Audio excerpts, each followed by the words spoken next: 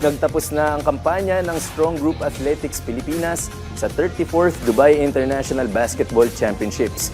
Kinapos ang Pinoy team sa semifinals ng kontra sa Tunisia National Team 63-68. Yan ay sa kabila ng mahuhusay na performances ni DeMarcus Cousins na nagtala ng 18 points at 15 rebounds at Chris Makolo na pumukol ng 18 markers at 3 boards. Noong second quarter, nagpakawala ng eksplosibong scoring run ang Tunisia at napalobo ang kanilang abante sa 16 points. Pero unti-unti naman niyang tinabas ng SGA at napababa pa sa 3 puntos sa huling mga segundo ng laro. Nagkaroon si Renza Bando ng pagkakataong itabla ang laro, ngunit walang naging tawag sa kanyang 3-point attempt kahit marami ang naniniwala na may kasamang illegal contact ang depensa ng Tunisia. Dahil dito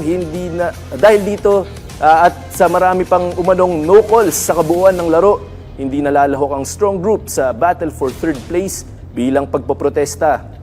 Sa statement na inilabas ng SGA sa kanilang opisyal na website, iginiit nitong hindi naging patas ang officiating sa naturang laro dahil pumabor umano ang mga pito ng officials sa kapunan ng Tunisia.